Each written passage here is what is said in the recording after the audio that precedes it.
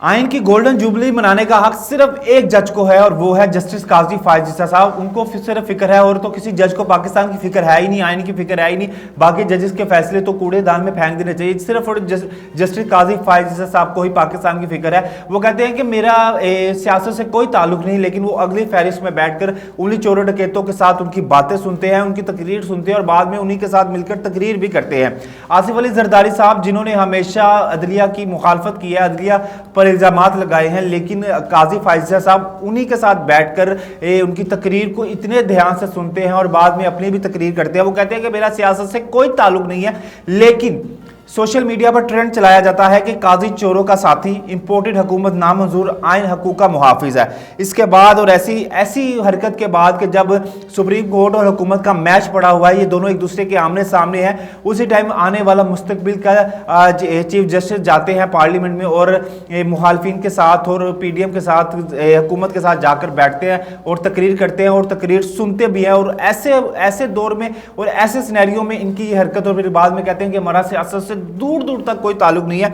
अपने जो औरिया मकबूल जान साहब हैं वो कहते हैं कि आसिफ अली जरदारी की पूरी तकरीर अदलिया पर एक चार्जशीट थी और ये जस्टिस इसे सुनता रहा, यानी इसके नज़दीक अदलिया की इज्जत की कोई हैसियत नहीं थी। किसी महज़ब मुल्क में ऐसे शख्स को दोबारा अदालत की कुर्सी पर बैठने ना दिया जाए। उनका कहना था कि ऐसे जज को न दोबारा बिठाया जाए जो तकरीर सुनने जाते हैं, जो चोरों डकैतों के साथ खुलकर सामने आ जाते हैं। अभी तक तो ढकी छुपी बातें होती थी ना, तनकीद होती थी, लेकिन पार्लियामेंट में पहुंचने के बाद अब कोई दो राय नहीं रहा कि जस्टिस काजी फायज ईसा और पीडीएम एक है या दो हैं, अब हमें नहीं पता। लेकिन इस हरकत के बाद दूसरी कोई दो राय नहीं बनती। इसके बाद कोई ऐसा सीन नहीं बनता कि इंसान इस पर कोई राय भी दे सके, क्योंकि अब खुल के सामने बात आ गई है। अब आगे इरशाद भट्टी साहब कहते हैं, सीनियर सहाफी हैं, तज़कियाकार है, वो कहते हैं कि वो कहना ये था कि वो जो हम ख्याल बेंचेस, हम ख्याल जजिस के बयानिए बना रहे हैं, वो जिन्हें हम ख्याल जजिस, हम ख्याल बेंचेस पर हर साजिश करते नजर आते हैं, इन सबको आज कैसा लगा जब सुप्रीम कोर्ट के अगले चीफ जस्टिस कौमी असम्बली में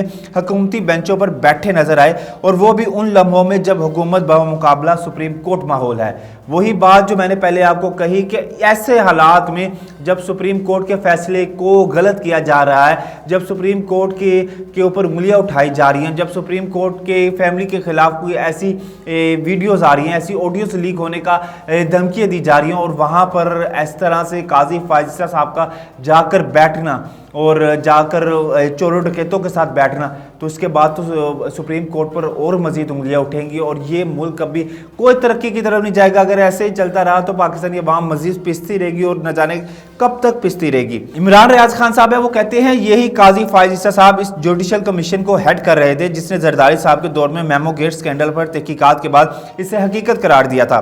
आज इसी जरदारी के साथ बैठे भाषण सुन रहे हैं। इस वक्त भी नवाज शरीफ एस्टेब्लिशमेंट और काजी फायज ईसा साहब का मौक़िफ़ एक जैसा है। अब ये इमरान रियाज खान साहब जो पहले भी बहुत ज़्यादा तनकीद में रहते हैं, अपने कह लें कि स्ट्रेट फॉरवर्ड बात करने में डरते नहीं और बात कर देते हैं, उसी वक्त मुंह पर बात कर देते हैं। उनके कुछ ट्वीट्स, उनके व्लॉग्स, उनके प्रोग्राम्स, और उनको कोई चैनल रखने के लिए तैयार नहीं है क्योंकि वो स्ट्रेट बात करते हैं। और उसके बाद उनका भी यही कहना था कि आप इस तरह से भाषण सुन रहे थे उनका, आसिफ अली जरदारी का, जिनकी घर वाले कोई नहीं सुनते लेकिन ये सुन रहे थे, और जिनके उनके पार्टी वाले नहीं सुनते लेकिन ये सुन रहे थे बात। तो उसके बाद उनका खुलकर इस तरह से सामने आना और पाकिस्तान को, मईशत को तबाह करना, ये मईशत तबाह की तरफ ही जा रही है।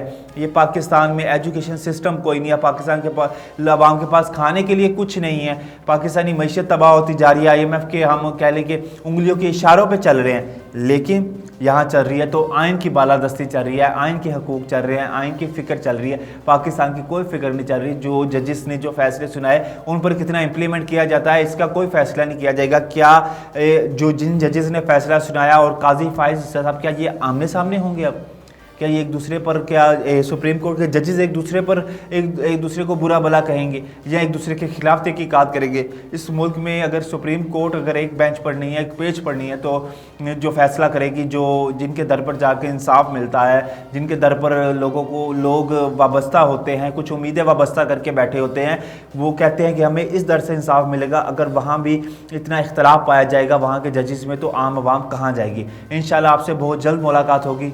अल्लाह ने के बाद।